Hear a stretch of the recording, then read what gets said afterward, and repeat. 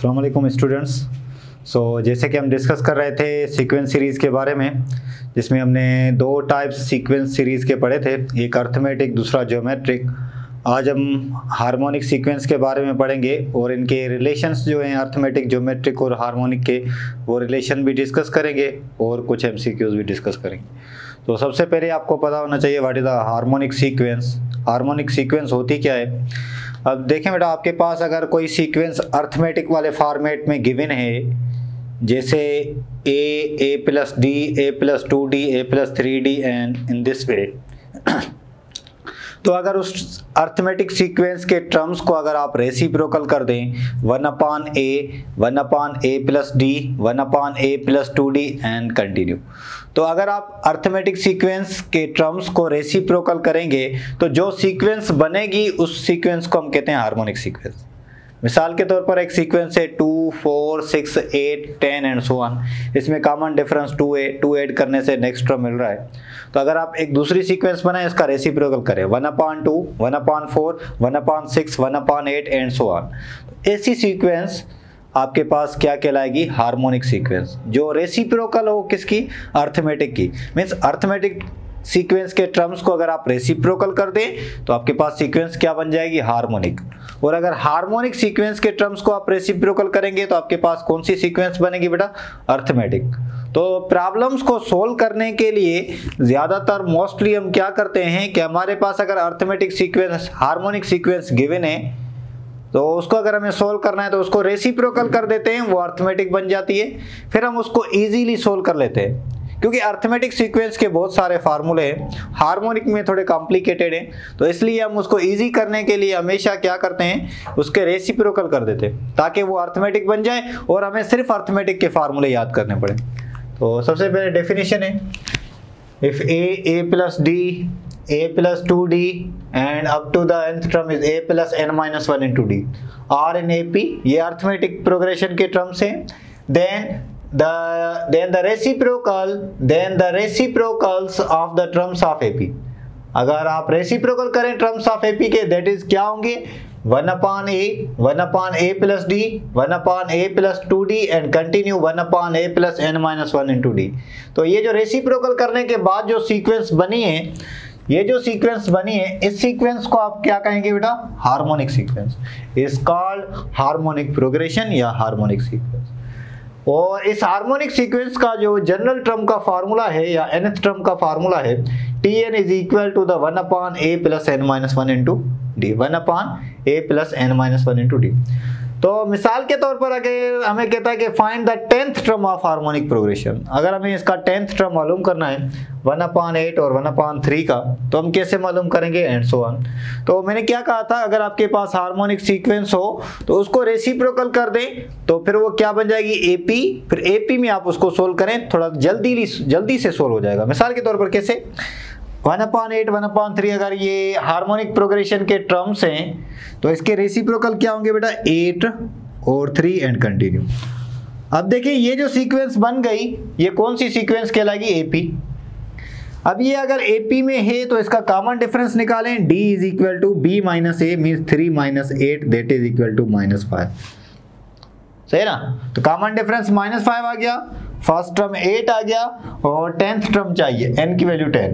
तो nth term का formula क्या होता है बेटा? AP में a प्लस, फार्मूला भी इजी है, n-1 into d। अब इसमें 10th टर्म मालूम करें, T10 is equal to a आपके पास 8a प्लस 10 - 1 हो जाएगा 9, कॉमन डिफरेंस आपके पास कितना है? -5। अगर आप इसको कैलकुलेट करें बेटा, 8 माइनस 45 माइनस करेंगे 8 में से तो माइनस के 37। अब ये जो -37 जो आपको मिला, ये अर्थमेटिक प्रोग्रेशन का टर्म था। अगर इसको रेसिप्रोकल कर देंगे तो आपके पास T10 क्या आ जाएगा? -1/37। अब ये किसका टर्म हो जाएगा? हार्मोनिक प्रोग्रेशन का। नोट कर ले, जब भी आपके पास सीक्वेंस हार्मोनिक प्रोग्रेशन गिवन हो तो आप उसको पहले रेसिप्रोकल कर दें टर्म्स को, AP बना दें। AP बनाकर फिर आपस में कॉमन डिफरेंस मालूम करें और nth टर्म वाला फार्मूला यूज करके जो भी टर्म रिक्वायर्ड है वो मालूम करें। ठीक है, तो इससे आपको अर्थमेटिक की भी प्रैक्टिस हो जाएगी और हार्मोनिक की प्रैक्टिस भी हो जाएगी। तो दोनों प्रॉब्लम आप सोल्व कर सकते हैं। -1/37 मीन्स ऑप्शन नंबर है। इसी तरीके से एक्सपांड द हार्मोनिक सीक्वेंस, इस हार्मोनिक सीक्वेंस को एक्सपांड करना है 1, 2/3, 1/2 टू 5 टर्म्स, मीन्स इसके दो नेक्स्ट टर्म मालूम करने हैं। तो पहले इसको हम रेसिप्रोकल कर देते हैं। 1 का रेसिप्रोकल 1 होगा, 2/3 का होगा 3/2 और 1/2 का होगा 2। ये AP हो गया।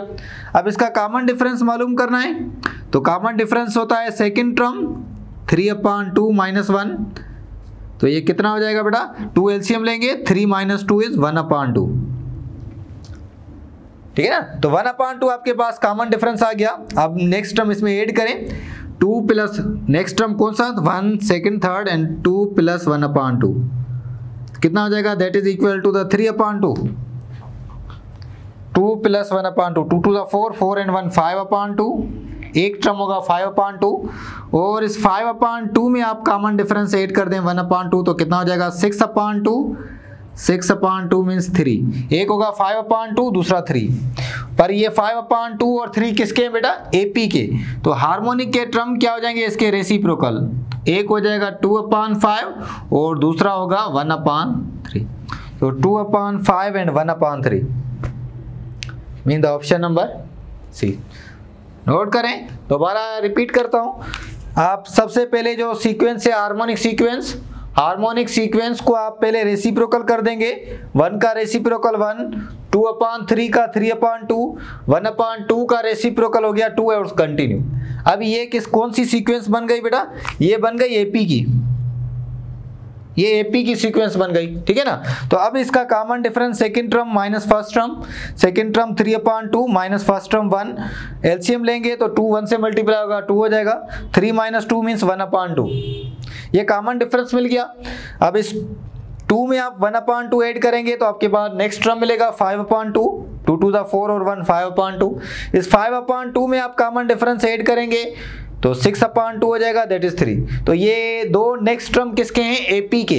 आपको किसके चाहिए, हार्मोनिक के, तो इसके रेसिप्रोकल कर देंगे। 5/2 का 2/5, 3 का 1/3। नोट करें, रेसिप्रोकल करेंगे हार्मोनिक के लिए, याद रखना 5/2 और 1/3 mean the right answer is okay. ये जनरली कभी कभी पूछता है कि अगर आपके पास 3 ट्रम्स या 4 ट्रम्स या 5 ट्रम्स हार्मोनिक प्रोग्रेशन के गिवन हो तो किस फॉर्मेट में गिवन होंगे, किस फॉर्मेट में गिवन होंगे। देखें बेटा इस तरीके से यहाँ पर 3 consecutive terms of harmonic progression, A-1/A - D, 1/A, 1/A + D। देखें कैसे, क्योंकि अगर मैं इसको आप AP में लिखूं, इसका रेसिप्रोकल करूं तो A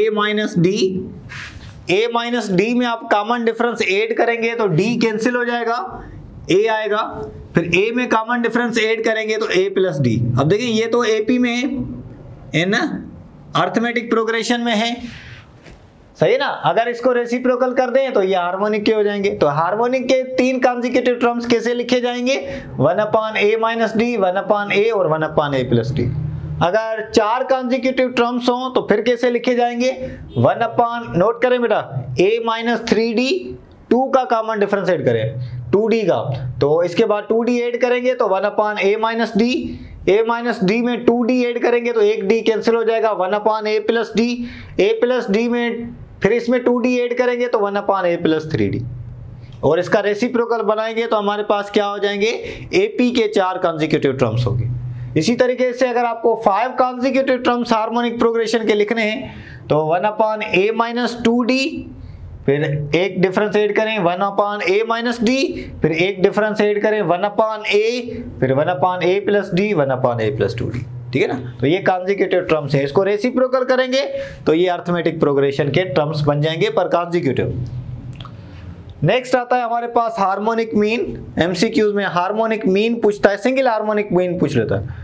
harmonic mean between A and B, if A, H, B are in harmonic progression then H middle one is called harmonic mean between A and B।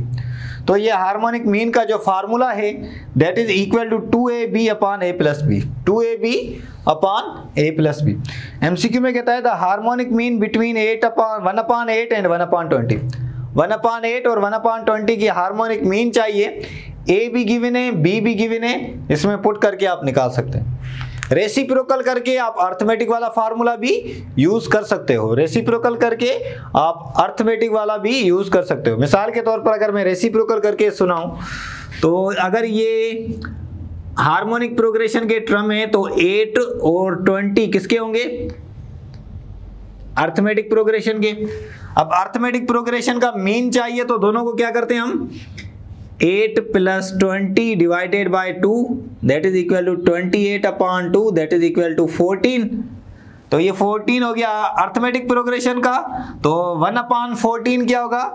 1 upon 14 हो जाएगा हार्मोनिक मीन, 1 अपॉन 14। तो 1 upon 14 क्या हो जाएगा? Harmonic mean, that is the harmonic mean is equal to 1 upon 14। ठीक है ना। तो ये अर्थमेटिक प्रोग्रेशन वाले वे से उस तरीके से भी निकाल सकते हो, पर अगर आप डायरेक्टली ये फार्मूला यूज करो तब भी आपके पास रिजल्ट आ जाएगा। मिसाल के तौर पर a की जगह 1 अपॉन 8, b की जगह 1 अपॉन 20 इस फार्मूले में पुट करें तो harmonic mean is equal to 2 times of 1 upon 8 multiply by 1 upon 20 divided by 1 upon 8 plus 1 upon 20। ठीक है बेटा।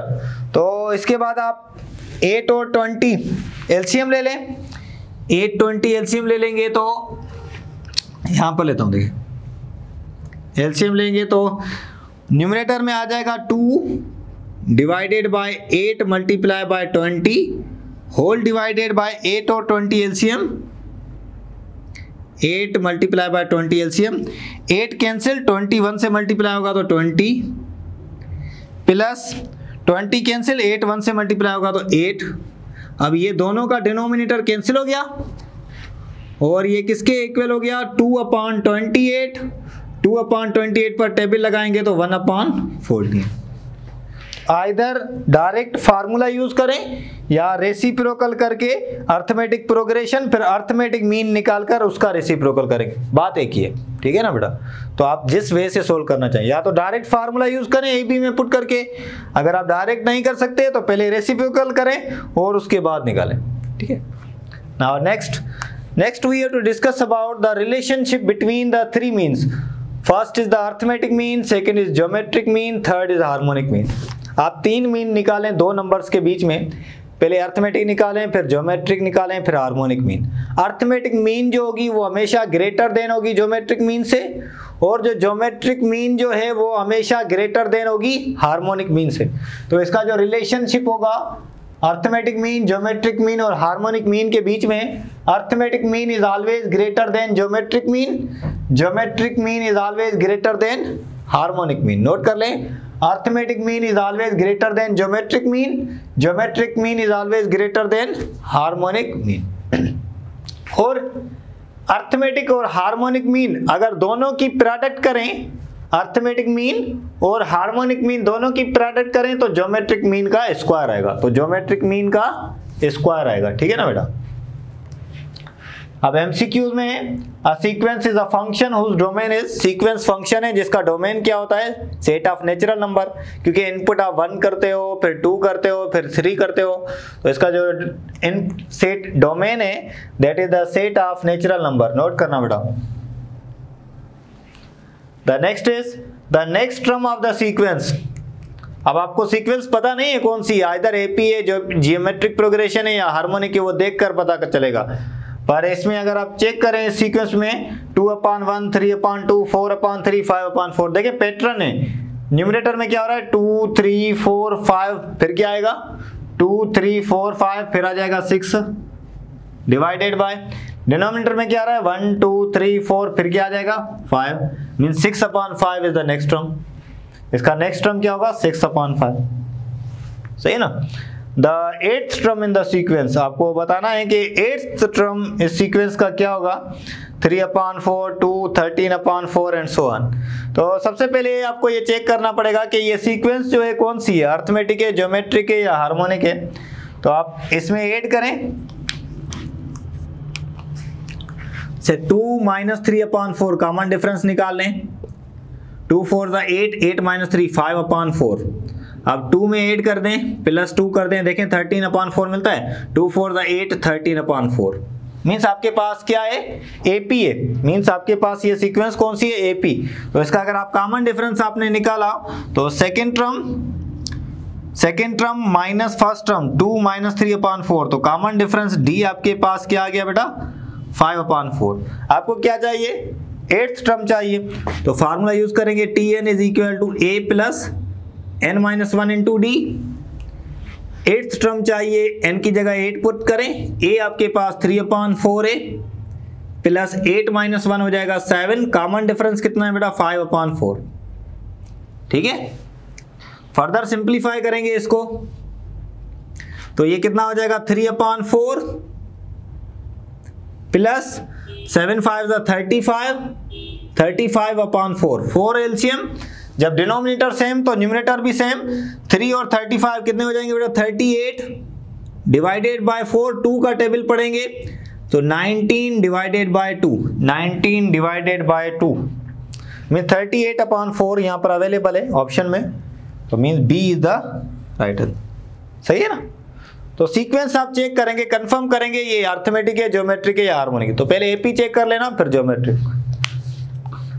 The next is the general term of the sequence. इस सीक्वेंस का आपको जनरल टर्म बताना है, जिसका फर्स्ट टर्म -1, फिर सेकेंड टर्म +1, फिर -1, फिर +1 -1 एंड कंटिन्यू। तो आप हमेशा डोमेन कितना पुट करते हैं 1। तो सबसे पहले फर्स्ट टर्म आपके पास 1 आना चाहिए। देखें -1 के ऊपर अगर n 1 रखें तो -1 आएगा। इसमें चेक करें n की जगह 1 रखें, 1 - 1 0 हो जाएगा। -1 के ऊपर पावर 0 आंसर +1 आएगा, ये नहीं होगा। इसमें 1 रखें, 1 + 1 2 हो जाएगा, -1 का स्क्वायर +1 हो जाएगा। इसमें 1 रखें, 1 + 3 4 हो जाएगा, पावर इवन है तो -1 खत्म। इसमें भी खत्म हो रही है, बी में भी खत्म हो रही है, सी में भी खत्म हो रही है। पर इसमें 1 रखने से -1 मिल रहा है, 2 रखने से +1 मिल रहा है, फिर 3 रखने से -1 मिल रहा है। मीन्स इसका जनरल टर्म क्या होगा, ऑप्शन नंबर ए। सही है। An infinite geometric series is divergent। Infinite geometric series divergent कब होती है, मैंने आपको बताया था कि जब ग्रेटर देन 1 हो और इक्वल टू 1 हो। रेशो क्या, ग्रेटर देन 1 और इक्वल टू 1। तो आर इक्वल टू 1 पर भी डाइवर्जेंट है, ग्रेटर देन 1 पर भी डाइवर्जेंट है। मींस बोथ बी एंड सी दोनों ऑप्शंस करेक्ट है, बी एंड सी। और लेस देन 1 पर क्या होगी, convergent. The sequence -1 +1 -1 +1 and so on. ये सीक्वेंस कौन सी है, अर्थमेटिक है, ज्योमेट्रिक है, हार्मोनिक है। अब चेक करें, अगर आपके पास सीक्वेंस रैंडमली हो पॉजिटिव नेगेटिव तो ना एपी होगी ना हार्मोनिक होगी। फिर आपके पास ज्योमेट्रिक चेक करें, आप इससे अगर -1 मल्टीप्लाई करें, क्योंकि रेशियो निकालने का फार्मूला क्या है बेटा, अगर आप रेशियो निकालेंगे तो second term divided by first term. Second term आपके पास 1 है, 1/-1 that is equal to -1। Ratio कितना मिला आपके पास, -1 मिला। अब -1 से -1 मल्टीप्लाई करेंगे तो +1, +1 से -1 मल्टीप्लाई करेंगे तो -1, -1 से -1 मल्टीप्लाई करेंगे तो +1। तो रेशियो आपके पास -1 है, तो मीन्स सीक्वेंस कौन सी होगी, ज्योमेट्रिक प्रोग्रेशन है। The geometric series is convergent. मैंने बताया था अभी कि कन्वर्जेंट कब होगी, जब मैग्नीट्यूड ऑफ आर क्या हो, लेस देन 1, ग्रेटर देन 1 और इक्वल टू 1 पर क्या होता है, डाइवर्जेंट। कन्वर्जेंट कह रहा है तो less than 1। Which one is convergent series, आपको बताना है कि सीरीज कन्वर्जेंट हो। जो सीरीज इंक्रीजिंग होगी वो डाइवर्जेंट होगी। आप चेक कर ले, इंक्रीजिंग जिसमें इंक्रीज हो रहा है वैल्यू 1 4 16 64, ये इंक्रीज हो रहा है तो ये डाइवर्जेंट है। जो इंक्रीज नोट करें, जो वैल्यू इंक्रीज हो रही है वो डाइवर्जेंट, तो ये डाइवर्जेंट है। 6 12 24 ये भी डाइवर्जेंट, 1 5 25 125 ये भी डाइवर्जेंट। पर इसमें देखें 6 के बाद 3, फिर 3/2। अब डिनोमिनेटर में वैल्यू क्या हो रही है, इंक्रीज, 3/4 3/8 फिर 3/16, तो ये क्या हो जाएगी, कन्वर्जेंट। अब इसका रेशियो चेक करेंगे तो इसके पास रेशियो कितना आएगा, 4। 4 ग्रेटर देन 1 है, इसका रेशियो 4 है, मींस 1 4 ज़ा 4, 4 4 ज़ा 16, तो ये डाइवर्जेंट, रेशियो ग्रेटर देन 1। इसका रेशियो 2 है, 2 मल्टीप्लाई करें तो नेक्स्ट टर्म मिल रहा है, इसका रेशियो 5 है, तो और इसका रेशियो अगर आप चेक करें निकालेंगे तो second term divided by first term 1/2, ठीक है ना बेटा। तो मींस आपके पास 1/2 रेशियो है, लेस देन 1 है, तो कन्वर्जेंट कौन सी होगी, option number A. Is it clear? Hope you understand this. तो यहाँ तक नोट करें, इसके बाद हम फर्दर कंटिन्यू करते हैं बेटा। So we are discussing about the further MCQs related with the sequence series. इसमें कहता है कि फर्स्ट में कहता है कि if 2 harmonic means are to be inserted between 5/2 5/11, 2 harmonic mean इसमें इंसर्ट करते हैं, then first of them will be, तो बताएं उसमें फर्स्ट कौन सा होगा। 2 हार्मोनिक मीन इंसर्ट करते हैं, तो मैंने कहा था कि अगर हार्मोनिक प्रोग्रेशन वाले टर्म्स हो तो रेसिप्रोकल करेंगे तो हमारे पास क्या हो जाएंगे, अर्थमेटिक में। तो इसको सबसे पहले रेसिप्रोकल कर दें, तो इसके रेसिप्रोकल करेंगे तो बेटा 2/5 और दूसरा होगा 11/5, ये किस में हो जाएंगे, आर इन अर्थमेटिक प्रोग्रेशन। अब 2 मीन्स इसमें इंसर्ट कर रहे हैं, तो कॉमन डिफरेंस का फार्मूला क्या है अर्थमेटिक में, b - a/n+1, ठीक है ना। तो कॉमन डिफरेंस मालूम करें, तो b - a 11/5 - 2/5 कितने इंसर्ट कर रहे हैं, 2 अर्थमेटिक मीन, 2 + 1 कितना हो जाएगा 3, यहाँ पर 5 एलसीएम हो जाएगी बेटा, तो 11 - 2 कितना हो जाएगा 9, तो ये 5 इससे मल्टीप्लाई होगा, 5 3 = 15, 3 का टेबल पढ़ेंगे तो 3/5। अब 3/5 कॉमन डिफरेंस हो गया। अब फर्स्ट टर्म में ऐड करें तो 2/1 अर्थमेटिक मीन मिलेगा, 2/5 + 3/5 कितना हो जाएगा 5 5 एलसीएम सेम, तो ये हो जाएगा 5/5 मीन्स 1। तो ये फर्स्ट अर्थमेटिक मीन, तो हार्मोनिक मीन भी इसका रेसिप्रोकल क्या हो जाएगा 1 का रेसिप्रोकल 1। क्या पूछ रहा है, 2 हार्मोनिक मीन इंसर्ट करते हैं तो फर्स्ट वाला बताओ। अब सेकंड वाला मालूम ही नहीं करना, हमें जरूरत ही नहीं है, फर्स्ट वाला हमने हार्मोनिक मीन हमने मालूम किया, that is 1, mean the right answer is option number A. Second में कहता है the nth term of the sequence 2 5 10 and so on, इसका nth टर्म आपको बताना है, 2n+1 2n - 1 n² + 1 n² - 1।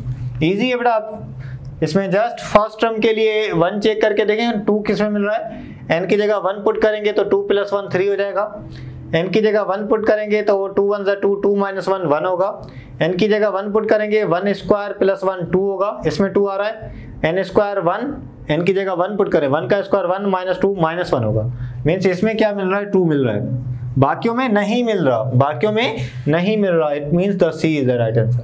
अगर बाकियों में भी मिलता तो फिर हम क्या करते, सेकंड वैल्यू चेक करते, n की जगह 2 पुट करके सेकंड वैल्यू चेक करते कि हमारे पास 5 आ रही है, नहीं, जैसे इसमें 2 का स्क्वायर 4 + 1 5 आ रहा है। इसमें क्या है नेक्स्ट में, the nth term of the sequence 0 6 24 60 and so on. First term n की जगह 1 रखें तो 0 मिले, n की जगह 1 रखें तो इसमें भी 0 मिल जाएगा, n की जगह 1 रखें तो 1 - 2 1 - 2 इज -1, इसमें -1 आ रहा है, इसमें n की जगह 1 रखेंगे तो 1 का क्यूब 1 1 - 2 -1 आ रहा है, इसमें n की जगह 1 रखेंगे तो 0 आ रहा है, एक 0 इसमें आ रहा है और दूसरा इसमें, may be A may be D. अब n की जगह 2 पुट करें, हमारे पास 6 आना चाहिए, तो 2 का स्क्वायर 4 4 - 2 2 आ रहा है, इसमें 2 पुट करें 2 का क्यूब 8 8 - 2 क्या आ रहा है 6, तो 0 और 6 किस में आ रहा है, ऑप्शन नंबर डी में, D is the right answer. सही है ना बेटा। इसी तरीके से the next one is the general term of the sequence 3/2 2/3 5/4 4/5 and so on, ये चेक करना है। तो n की जगह 1 रखें तो 3/2, देखिए ऑप्शन नंबर बी में अगर n की जगह 1 रखेंगे तो डिनोमिनेटर 0 हो जाएगा, डिनोमिनेटर 0 होगा तो मीन्स b नहीं होगा, इसमें भी n की जगह 1 रखेंगे डिनोमिनेटर 0 होगा तो ये भी नहीं होगा, मीन्स या तो a ऑप्शन होगा या तो d ऑप्शन होगा। अब a ऑप्शन को चेक कर लें, n की जगह 1 रखें, n की जगह अगर आप 1 रखेंगे तो आपके पास वैल्यू क्या आ जाएगी 1 माइनस n की जगह 1 रखेंगे 1 + 1 2 -1 का स्क्वायर +1 डिवाइडेड बाय n की जगह 1 रखेंगे तो 1 + 1 कितना हो जाएगा 2, तो ये कितना मिलेगा 2 1 = 2, 2 में से -1 करेंगे तो 1/2, तो 1/2 आ रहा है, जबकि यहाँ पर आंसर क्या है 3/2, मीन्स ऑप्शन नंबर ए भी नहीं होगा, it mean D is the right answer. अब डी को चेक कर लें, 1 सेम प्लस n की जगह 1 रखेंगे, 1 प्लस 1 2 हो जाएगा, -1 का square plus 1 divided bye n की जगह 1 रखेंगे, 1 प्लस 1 2 हो जाएगा। तो इसका आंसर क्या आएगा, 2 1 2, 2 plus 1 is 3 divided by 2 mean the first term is 3/2।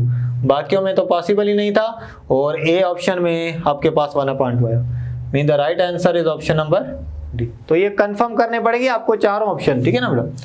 The next is how many terms of the geometric series 1 4 16 must be taken to have their sum equal to 341।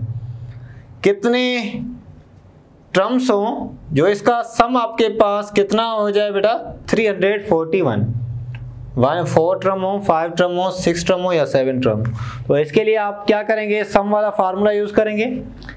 तो सबसे पहले आप रेशियो निकाल लें, r is equal to second term divided by first term 4/1 is 4 greater than 1 है। तो सम का formula क्या है बेटा, Sn is equal to a into some greater than 1 है तो r power n-1 divided by r-1 divided by r-1। अब सम आपके पास गिवन है 341, सम आपके पास कितना गिवन है 341। a फर्स्ट टर्म आपके पास 1 है, r रेशियो आपके पास कितना है बेटा 4 power n-1 divided by ratio कितना है बेटा 4 - 1 इज 3, 4 - 1 इज 3 मल्टीप्लाई कर दें 341 से तो ये कितना हो जाएगा 3 3 4 12 1 3 3 9 और 1 10 1023 that is equal to 4 power n-1। -1 को लेफ्ट पर लेकर आएंगे तो कितना हो जाएगा बेटा 4 पावर n किसके इक्वल हो जाएगा 1024।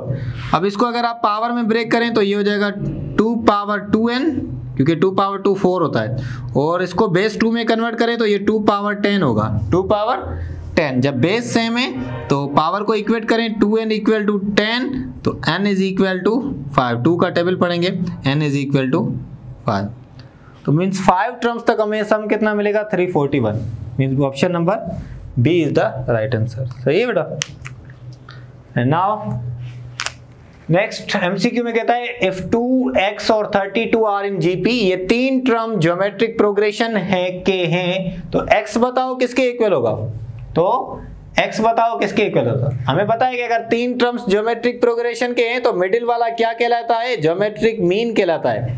तो मिडिल वाले का ज्योमेट्रिक मीन मालूम कर दें, plus minus square root of AB 2 multiply by 32 that is equal to plus minus square root of 64 that is equal to plus minus 8 8 भी है -8 भी है, means option number D A and B, option number D A and B. अब x की value 8 भी हो सकती है, +8 भी, -8 भी, मीन्स ऑप्शन। नेक्स्ट एमसीक्यू है 7 power 1/2 multiply by 7 power 1/4 multiply by 7 power 1/8 and continue. ये सीरीज कंटिन्यू है तो बताएं इसका सम किसके इक्वल होगा। अगर आप इसको सिंप्लीफाई करें तो किसके इक्वल होगा। तो सबसे पहले बेस सेम है, अगर बेस सेम है तो पावर 8 होंगे, पावर को अगर आप ऐड करें तो ये हो जाएगा 7 power 1/2 plus 1/4 plus 1/8 plus continue. सही है ना बेटा। तो बेस तो सेम है, पावर की सीरीज का सम ये इनफाइनाइट टर्म्स है, सम टू इन्फिनिटी, तो इसका पहले आप निकाल लें 1/2 प्लस 1/4 प्लस 1/8 प्लस कंटिन्यू। ठीक है बेटा। तो अगर आप इसका सम निकालें सम टू इन्फिनिटी किसके इक्वल होगा, सम टू इन्फिनिटी का फार्मूला होता है a/1 माइनस r। a आपके पास 1/2 है, 1 माइनस r आपके पास क्या हो जाएगा बेटा 1/2 मल्टीप्लाई करने से 1/2 मल्टीप्लाई करने से नेक्स्ट टर्म मिल रहा है, r निकालें 1/4 डिवाइडेड बाय 1/2, 2 का टेबल 4 पर 2 टाइम्स मीन्स 1/2, r कितना आ रहा है 1/2, तो 1 minus r means 1/2, 1/2 divided by 1 minus 1/2 means 1/2, cancel हो जाएगा, आपके पास क्या आ रहा है 1, क्या आ रहा है आंसर 1। तो ये सारे का रिजल्ट आपके पास क्या आ रहा है 1, इट मीन्स तो इसका सम किसके इक्वल होगा बेटा 7 टू द पावर 1, ये पूरे का पावर का सम कितना होगा 1, तो मीन्स इसका right answer is 7, means option number D. सही है। तो सब बेस सेम, पावर ऐड करेंगे, फिर पावर की सीरीज का सम निकालें, सम टू इन्फिनिटी वाला फार्मूला यूज करके a upon 1 minus r simplify करें, जो भी रिजल्ट मिलेगा वो 7 के ऊपर पावर आ जाएगा। इसी तरीके से 1 minus 1/3, 1/9, minus 1/27 and so on. Sum to infinity बताना है, सम टू इन्फिनिटी। तो पहले इसका रेशियो निकाल लें। रेशियो है second term minus 1/3 divided by 1, minus 1/3 इसका रेशियो है। सम टू इन्फिनिटी का फार्मूला होता है a upon 1 minus r, a आपके पास 1 है, डिवाइडेड बाय 1 माइनस आर की वैल्यू माइनस 1/3। फर्दर सिंप्लीफाई करें, 1 divided by 1 minus into minus plus 1/3, 1 plus 1/3 करेंगे बेटा तो ये किसके इक्वल होगा, 1 अपॉन ये 3 1 3, 3 प्लस 1 4/3। रेसिप्रोकल करेंगे तो क्या आ जाएगा 3/4। Mean the right answer is 3/4, option number सही है बेटा। तो रेशियो निकाल लें, second term divided by first term minus 1/3, उसके बाद सम टू इन्फिनिटी वाला फार्मूला यूज करें, a अपॉन 1 माइनस आर, फिर सिंप्लीफाई कर दें, आपके पास जो भी आंसर है। द नेक्स्ट इज कहता है कि इवेल्युएट करें log x plus log x square and so on up to log x power 9 तक, log x पावर 9 तक। तो देखिए इस पर सम वाला रूल लगाएं, लॉगरिथम वाला सम वाला रूल होता है कि जितने भी टर्म्स अगर सम में हैं तो सारे के सारे रिजल्ट्स क्या आ जाएंगे, प्रोडक्ट फॉर्म में। तो log a plus log of b plus log of c log of a b c d, तो ये किसके इक्वल होगा, log of x multiply by x square multiply by x cube and up to x to the power 9। ठीक है ना, base same है, base same है, तो log of x to the power 1 plus 2 plus 3 up to कहाँ तक, plus 9 तक। अब जो ये पावर की सीरीज है इसका सम देखें, ये AP है, अर्थमेटिक प्रोग्रेशन की सीरीज का सम का फार्मूला क्या होता है, सम टू 9 टर्म्स। कितने टर्म्स है बेटा, 9 टर्म्स है ना, तो sum to 9 terms is equal to 9/2 2a plus a कितना है आपके पास 1 plus n-1, 9 - 1 is 8, common difference कितना है 1। इसको सिंप्लीफाई करें, 9/2 मल्टीप्लाई बाय 2 1 2, 2 प्लस 8 10, 2 का 10 पर 5 टाइम्स, 9 5 45, 9 5 45, तो ये पावर का सम कितना होगा 45, तो ये हो जाएगा log of x to the power 45। ठीक है, तो अब ये जो पावर है ये मल्टीप्लीकेशन में आ जाएगा, तो that is equal to 45 into log x। अब चेक कर लें, 45 into log x means option number C. इसी सेम वे से आप ये प्रॉब्लम भी करेंगे, log 2 plus log 4 plus log 8 plus log 16, और ये इसका 20th टर्म बताना है। We have required the 20th term. तो आप 20th टर्म मालूम करने के लिए सीरीज को चेक करें, कौन सा सीरीज है बेटा, 2 का स्क्वायर 2 का क्यूब। इसको मैं अगर ऐसे लिखूं बेटा, log ऑफ 2 फिर प्लस log ऑफ पहले 2 पावर 1 फिर 2 का स्क्वायर फिर प्लस log ऑफ 2 का क्यूब एंड कंटिन्यू। देखें ये इजी प्रॉब्लम है, फर्स्ट टर्म 2 का स्क्वायर सेकेंड टर्म, 2 का क्यूब इज थर्ड टर्म, हमें कौन सा टर्म चाहिए 20th टर्म। सो 20th टर्म क्या हो जाएगा बेटा, log ऑफ 2 पावर 20, क्योंकि first term second term third term जो वैल्यू है वही टर्म है, तो 20th टर्म चाहिए तो 2 पावर 20। अब ये 20 क्या हो जाएगा, मल्टीप्लीकेशन में आ जाएगा, 20 इंटू log ऑफ 2। अब चेक करें, 20 into log of 2 mean the option number B is the right answer. The next is the nth term of the series 1, first term is 1, फिर second term ये first term है, second term third term। अब check करें किस में result मिलती है आपके पास। फर्स्ट टर्म के लिए 1 पुट करें तो 1 आना चाहिए, तो 1 पुट करें 1 प्लस 1 कितना हो जाएगा 2, 2 में कैंसिल, आपके पास 1 आ रहा है, इसमें 1 नहीं आ रहा, इसमें नहीं आ रहा, इसमें नहीं आ रहा, mean the option number A. अब सेकेंड टर्म चेक कर लें। सेकेंड टर्म के लिए आपके पास कितना आना चाहिए, 4 आना चाहिए। 1 + 2 3, 3 और 1 4। सेकेंड टर्म 2 टर्म तक सम, तो 2 में कैंसिल हो जाएगा। 2 + 1 सेकेंड टर्म 3। nth टर्म बताना है, ठीक है ना इसका।